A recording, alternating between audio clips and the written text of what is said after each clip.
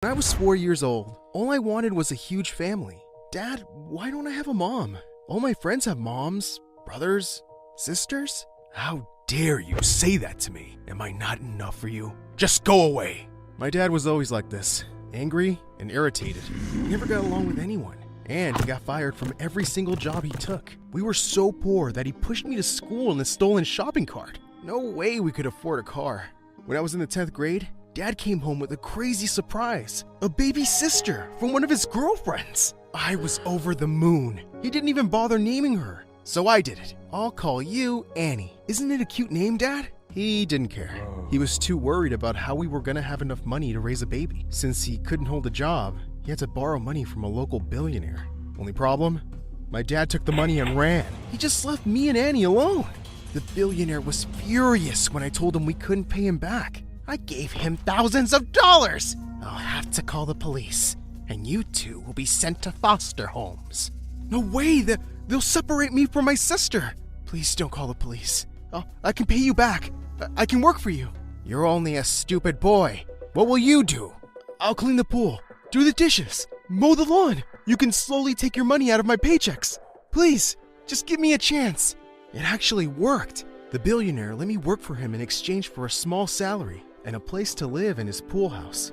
This pool house was way bigger than any apartment I'd ever lived in, so I was thrilled. I went to school every morning with Annie strapped to my chest and worked at the mansion all evening. Everything was going well until one night, when I was just about to sleep, someone started screaming outside. Papa, I'm scared. Stay here, sweetheart.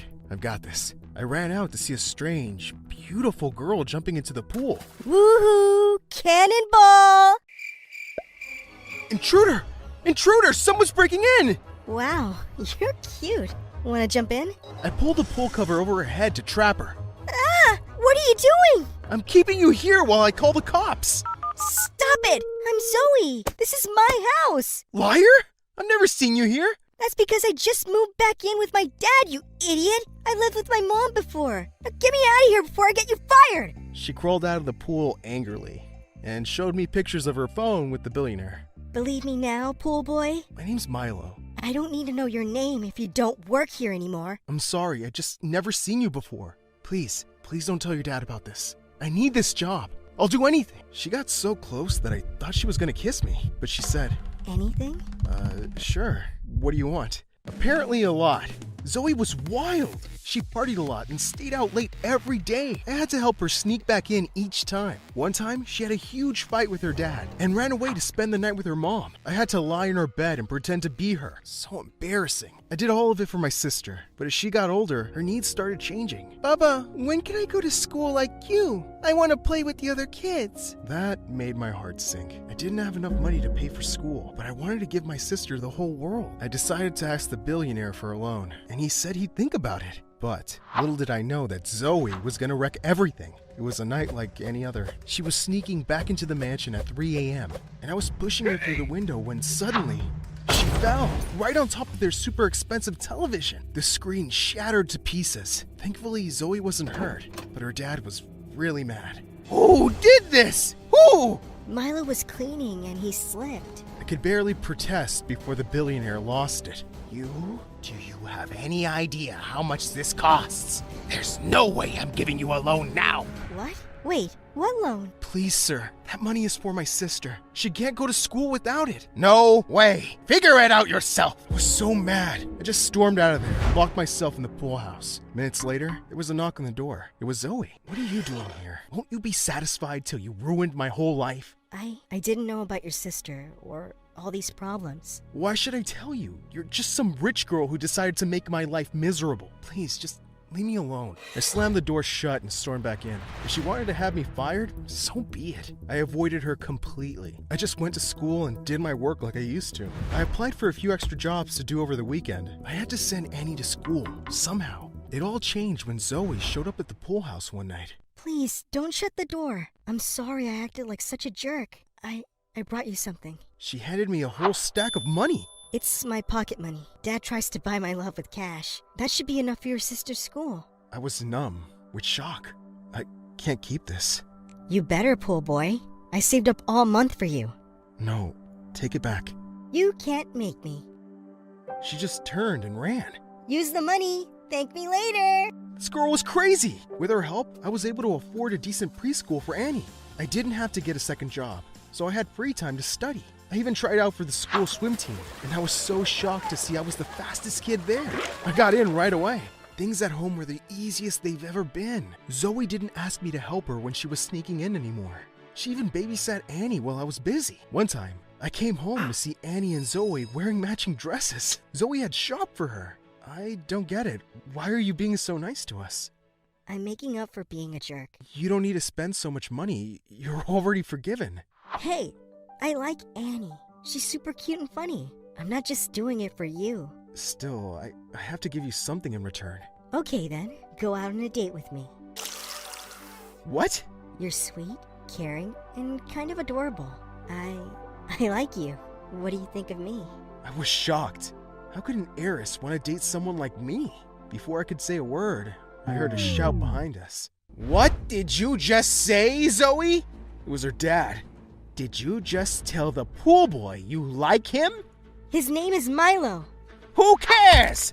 You're not dating some poor beggar. Wait, is this why you've been asking me for extra pocket money? Have you been spending it on these too?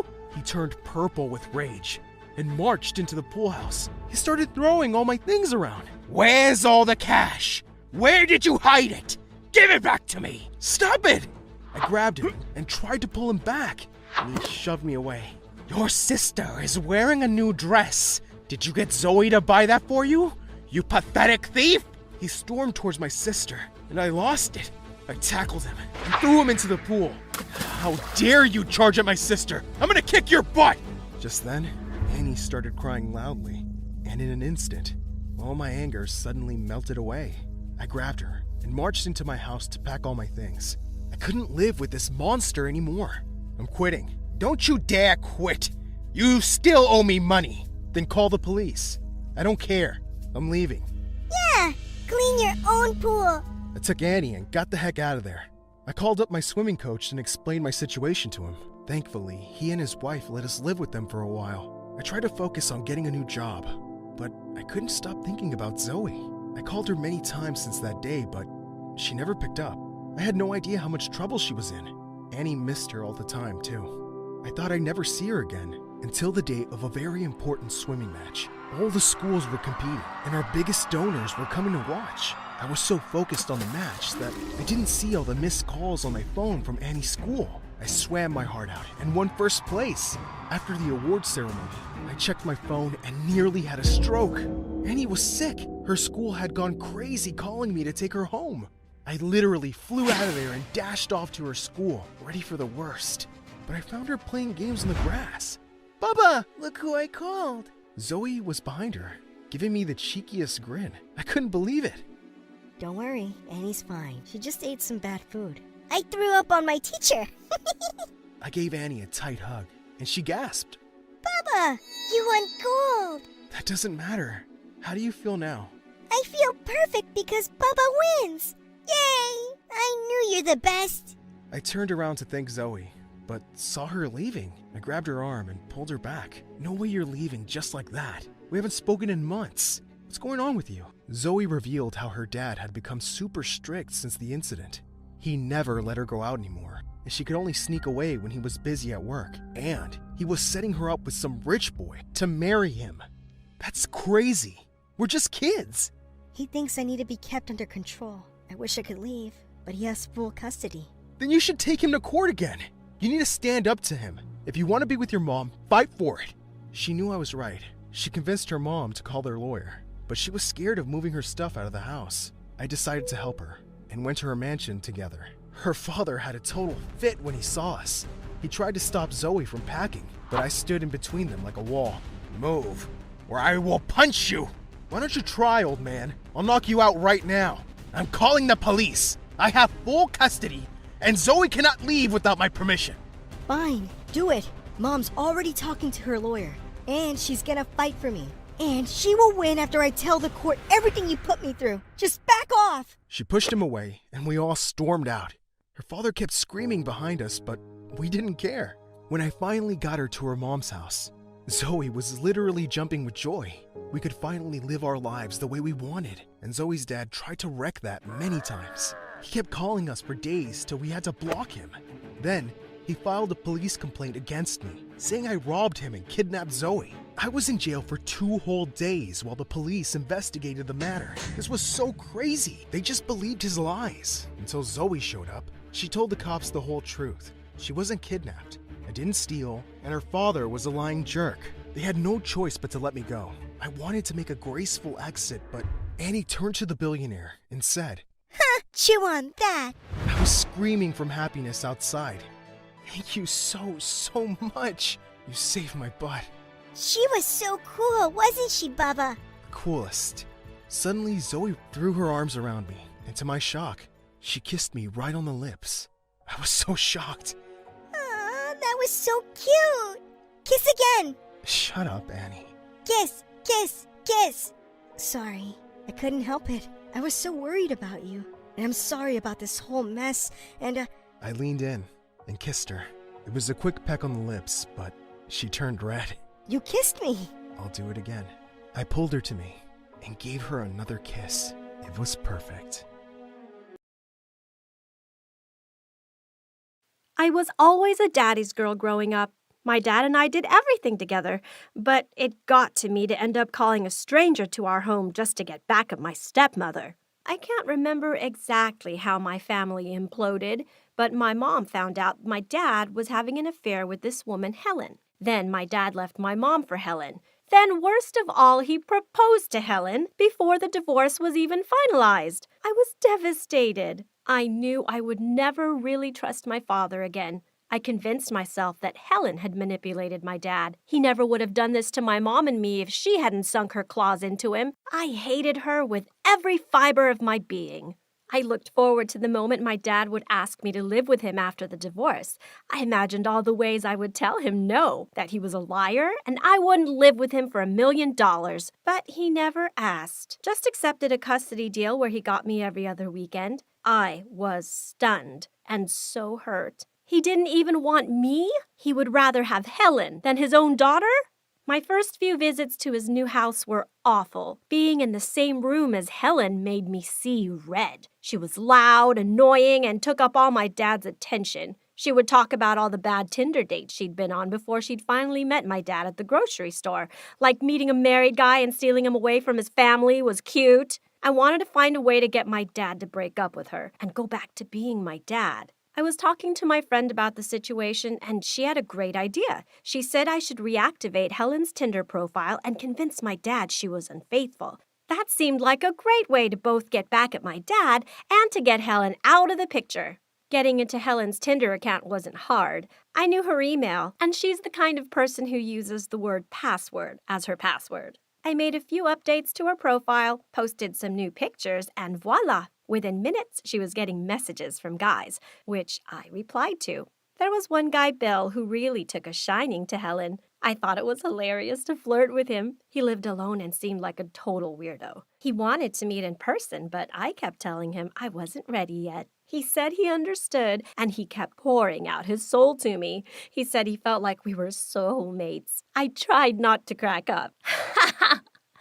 I felt like a spy. My friend asked why I kept checking my phone at lunch. I told her I was Tinder flirting with Bill, and she was like, okay, but weren't you just going to use this as a way to get your dad to break up with Helen? I mean, technically now you're catfishing. It was your idea, I told her, a little hurt. I know, she said, but you seem to be taking it really far. Whatever. I loved this. Soon I would make sure to leave Helen's Tinder profile on the computer for my dad to discover. But one day, I logged on and I had a new message from Bill. If I don't meet you in person, I'm going to die, he said. I messaged back trying to make light of it, saying that I really needed to get to know somebody before I met with them. He replied, I'm across the street from you right now. LOL. I freaked out. Was he serious? What are you talking about? I asked. He said, I did some research and I figured out where you live. Don't be afraid of your feelings, Helen. I need to see your beautiful face in person. Then I really freaked. Was he a serial killer? What had I done? And how was I going to fix this without my dad finding out? I peeked out the window. There was a car idling across the street. Heart pounding, I messaged Bill that I didn't want to talk anymore. "If you break up with me," he wrote back, "I'll hurt myself." He couldn't be serious. We didn't even know each other. We weren't dating. We never even met in person. But I realized that this guy was actually crazy enough to do something terrible. I thought about calling my friend and asking advice, but I was still kind of hurt by her accusing me of catfishing. Bill said, "I'm going to come to your door unless you tell me not to. But if you tell me not to, maybe life isn't worth living." I told myself to just tell him not to. His mental illness wasn't my problem, but what if he really did something to himself, and all because I had played a prank on him? "It's over," I wrote. "Don't contact me again."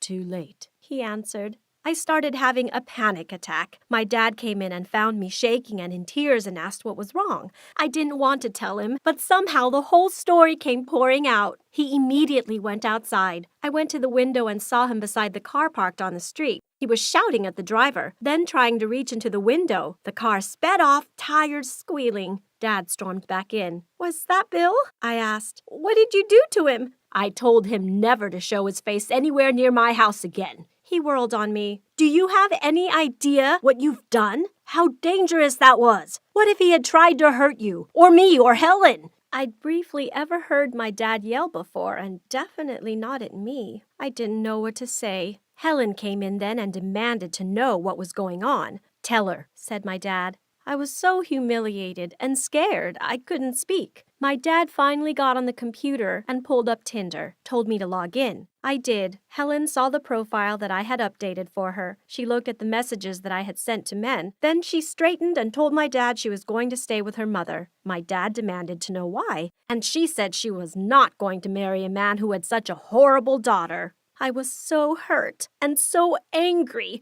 I knew that what I had done was wrong, but she was the one who had wrecked my family. I shouted at her. I don't even remember what I said. That's how upset I was. All I remember is that I ended up in my room crying into my pillow, and I heard Helen slam the front door and her car pull away. When I finally emerged from my room the next day, I was scared that my dad would still be furious, but he mostly just seemed tired. Without Helen around, he acted more like the dad I knew. "How could you do that?" was all he said. "She took you away from Mom. She ruined our family. She's mean to me and I hate her. I miss you. And I hate how you like her better than me." I knew I sounded like a spoiled brat, but it was how I felt. To my surprise, my dad stood and hugged me. "I don't think I realized how much you were hurting," he said. "I didn't want to think about how my actions might have affected you. She just makes me happy." I told him I thought Mom had made him happy. He said people change. After that day, I waited. I kept expecting Helen every weekend I was at my dad's. She stayed gone. No word from my dad about where she was or what was happening between them. Finally, I gathered my courage and asked him. He said he and Helen weren't going to get married after all. He said I was his first priority, not Helen. I was in shock. I should have been so excited, but I felt guilty instead. Over the next few days, guilt continued to shadow me. My friend was excited, singing "Ding dong, the witch is dead" and stuff.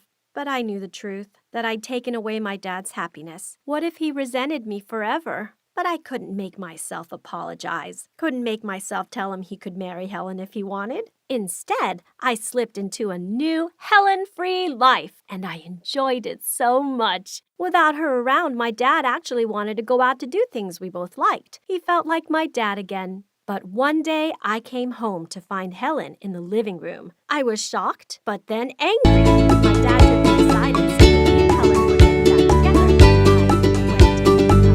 I asked if I could go to my mom's house, but my dad said no. I had to stay here and talk. He explained that Helen was who he chose, and I had to learn to be okay with that. Okay with the woman who called me his horrible daughter? No way! I started for the door. He asked me where I was going, and I told him that I was going to live with my mother full time. I'll talk to her. Helen told me as she followed me to my room. I felt